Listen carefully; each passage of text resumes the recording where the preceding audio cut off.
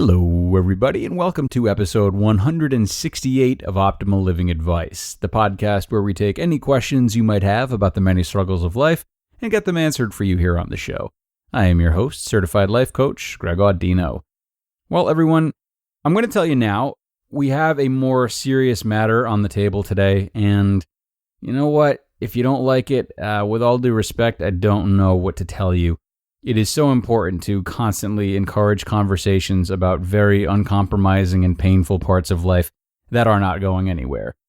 These are the types of things we try to resist or not think about because they are unpleasant, but doing so is only harmful in the long term, and it makes ensuing pain feel a whole lot worse. So I might not be as cute in my commentary today as usual, but I do believe that this will be one of our most important episodes.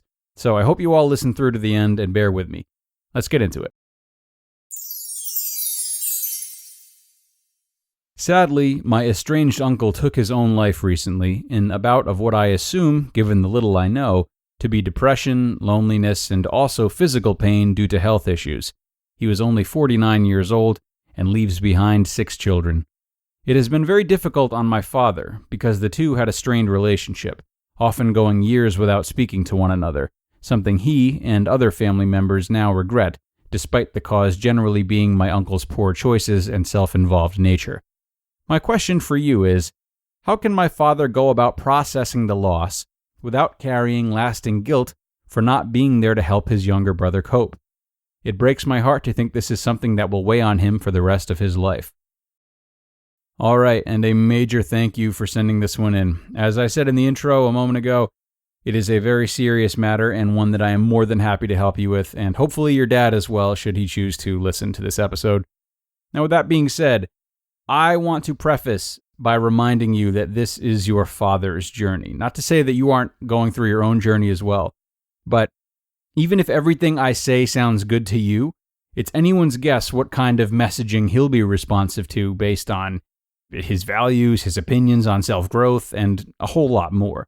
Everyone grieves and learns differently, so I can't say when he'll be ready to put to practice what I go on to talk about, if he even likes it, or any other variation of counseling that he might get.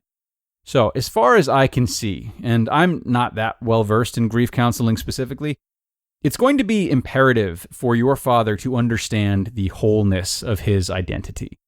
Right now, and throughout the brunt of his grieving process, it's going to be hard for him to forget that he's not just a brother.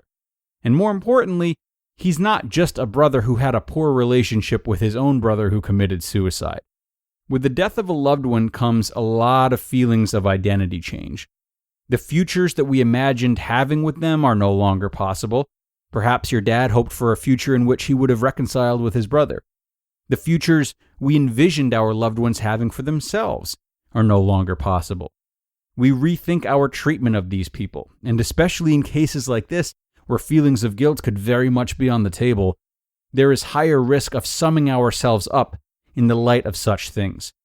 What that means is that the narrative that could quite easily go through your father's subconscious is, if my brother, who I was not on good terms with, has now killed himself, the way my identity fits into this is that I could have done better. I didn't do better. This is what has happened. And therefore, I did not play my part correctly, and I am a bad brother, maybe a bad family man, a bad person. I've made an irreversible mistake, etc. So you see how these thoughts can, not necessarily will, but can compound, and how the emotional ties to what has happened could throw your father's entire perception of himself into a frenzy, clearly distorting not only the impact he had, but the impact this has on him. We don't want that. A big part of grief counseling is the patient being able to adapt to the reality of life without the person in question. And also, if the grief is in regards to a death specifically, then being able to retell the story of the death truthfully.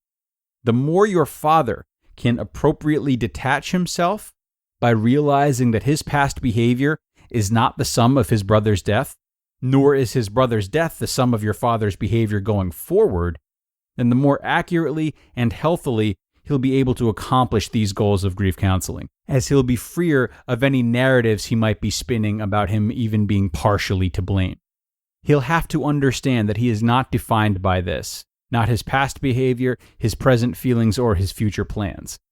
There is more to his life and more to what caused his brother to do what he did. This is why many people in grief are encouraged to get back to their normal lives, at least in practice. It's so the other parts of them, like their social lives, their hobbies, and other relationships, are still able to thrive. Still, however, it is important to pay respect to that one identity piece that has now been harmed.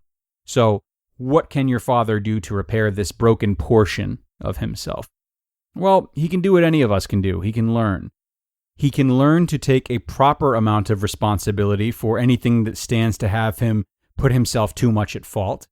He can learn how to be more patient with people who behave the way his brother did. He can learn to be more appreciative of everyone in his life. Not to say he isn't appreciative, but we all tend to realize how much we take people for granted once they're no longer with us.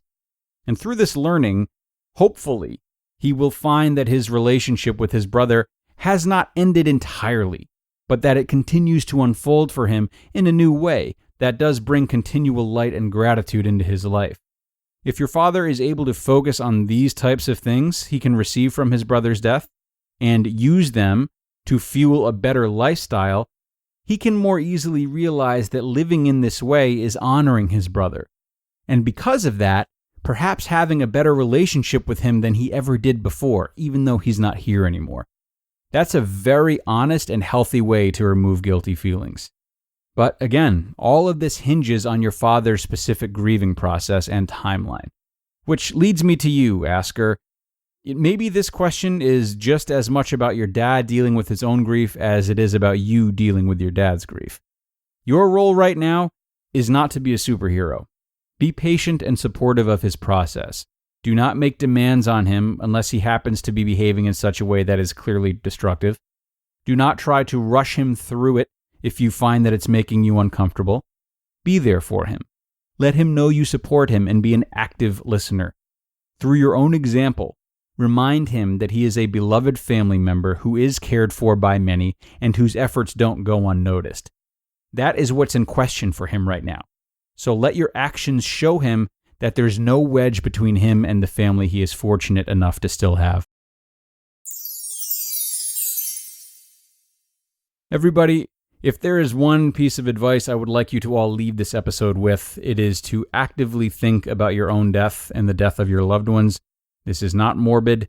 It is the best measuring stick you can ask for in terms of how much value and gratitude you're bringing to your own life and the lives of others. It is a hard truth that, if leaned into, can bring a lot of abundance to the time that you have left.